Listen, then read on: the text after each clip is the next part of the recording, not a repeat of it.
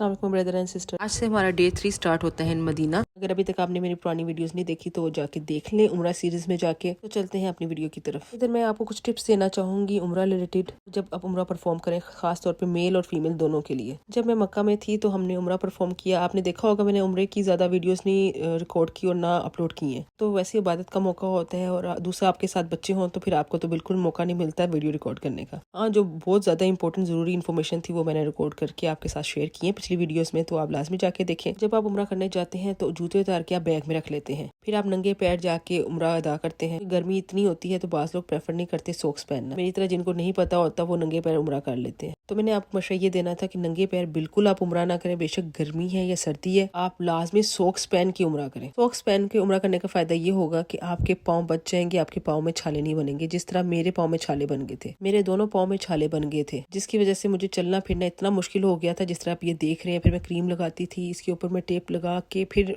मस्जिद नबी में जाना, फिर नमाज अदा करना, गर्मी में जाना, बहुत ज्यादा तकलीफदा अमल हो जाता है आपके लिए। इवन कि मुझे पूरा हफ्ता लगा मेरे पाँव ठीक होने में। इसी तकलीफ के साथ मैं जाती थी रोज नमाज पढ़ने के लिए। आप भी गर्मियों में जा रहे हैं तो प्लीज इस चीज का ख्याल रखें। अब चलते हैं वीडियो की तरफ। जुम्मा प्रेयर के लिए भी मैं आपको टिप्स देना चाहती हूँ कुछ, खासतौर पर उन लोगों के लिए जो बच्चों के साथ जाना चाहते हैं, क्योंकि जुम्मे के दिन बहुत ज्यादा रश होता है तो आपको वक्त से 2-3 घंटे पहले ही जाना पड़ता है, अदरवाइज गेट बंद हो जाते हैं, फिर आपको बाहर नमाज पढ़नी पड़ती है इतनी गर्मी में। उसके लिए बेहतर है कि आप 10-11 बजे ही पहुंच जाए मस्जिद नबी में। मस्जिद नबी में आप बच्चों को साथ लेकर जा सकते हैं। उन्होंने कुछ हिस्सा बच्चों वालों के लिए मखसूस किया, यानी जो फीमेल्स हैं जिनके साथ बच्चे हैं वो अपने बच्चों को साथ लेके इन एरियाज में जाके बैठ सकती हैं। तो जब भी आप बच्चों को लेकर जाएं जुम्मा प्रेयर के लिए, उनके लिए कुछ खाने पीने के लिए चीजें साथ रख लें कि आपने इधर 2-3 घंटे बैठना होता है। बच्चों को प्यास भी लग जाती है और भूख भी लग जाती है अगर आप गर्मी में जाए। बच्चों को टॉयलेट भी होटल से करवा के लेकर आए ताकि वो आपको इधर आके तंग ना करें ज्यादा। लास्ट टाइम जब हम उम्रा करने के लिए आए थे, हमें पता नहीं था कि जुम्मे के टाइम पे इतना रश होगा कि मस्जिद नबी के अंदर आपको जगह ही नहीं मिलेगी। तो फिर हमें अंदर जगह नहीं मिली, हमें बाहर जो है गेट के बाहर जो उन्होंने कुछ जगह बनाई होती है, फिर वहाँ पे बैठ के आपको नमाज अदा करनी पड़ती है। जो भी मेल और फीमेल जुम्मे की नमाज पढ़ना चाहते हैं मस्जिद नबी में तो वो 2-3 घंटे पहले आए नमाज पढ़ने के लिए, अदरवाइज आपको अंदर जगह नहीं मिलेगी। ख्वाहिश थी कि जुम्मे की नमाज मस्जिद नबी में पढ़ूं और जुम्मे की नमाज मक्का में भी पढ़ूं।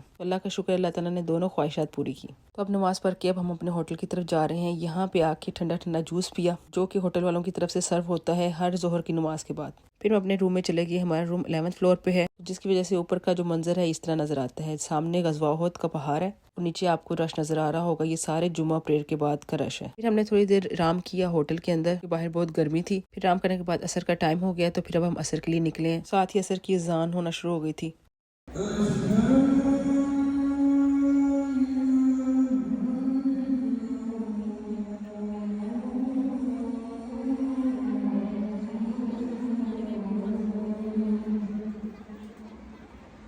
हमने असर की नमाज पढ़ ली और बाहर का मंजर देखें कि बहुत ज़्यादा रश होता है और सारे लोग तकरीबन नमाज पढ़ के अपने अपने होटल की तरफ जाते हैं। जिसने शॉपिंग करनी है वो शॉपिंग करने के लिए चला जाता है, क्योंकि साथ ही मॉल है, तैयबा मॉल पास ही है इसके। 314 और 315 गेट के सामने है तैयबा मॉल। और हम भी नमाज पढ़ के कुछ शॉपिंग करने के लिए निकल गए थे। हजरत अली मॉस्क के नज़दीक लोग ज़मीन पे काफ़ी चीज़ें लगा के बैठे हुए थे, जिस तरह अंगूठियाँ और चूड़ियाँ हैं। ये कोई टोपियाँ लगा के बैठा हुआ है। चीप प्राइस पे ये ज़मीन पे चीज़ें लगा के बैठे होते हैं। और ये स्कार्फ है। अच्छा, ये जो चीज़ें ज़मीन पे लगाई हुई हैं इसमें मेल और फीमेल दोनों ने लगाई हुई हैं। ये आपको सामने नज़र आ रही है हजरत अली मॉस्क। जब भी आप मदीना में आए, मस्जिद नबवी के पास पास ये मस्जिदें हैं, मस्जिद गमामा, मस्जिद अली, मस्जिद अबू बकर, लाजमी इनका विजिट करें। थोड़ी देर बाद मौसम इतना अच्छा हो गया, इतनी प्यारी हवा चलना शुरू हो गई और काले बादल आ गए। कल बारिश हुई थी इतनी ज्यादा, तो आज फिर बादल हो गए। बारिश नहीं हुई थी लेकिन मौसम बहुत अच्छा हो गया, तो बहुत अच्छी हवा चल रही थी। फिर हमें 10-15 मिनट लगे अपने होटल पहुंचने में। मस्जिद नबी माशाल्लाह इतनी बड़ी है कि आपको बहुत ज़्यादा टाइम लगता है, वॉक करनी पड़ती है अंदर एक कोने से दूसरे कोने में जाने के लिए भी। मेरा मशवरा ये है कि जब भी आप यहाँ पे आएँ तो ये सॉक्स पहन के या शूज़ ऐसे कंफर्टेबल हो ताकि आपको चलने फिरने में दुश्वारी ना हो।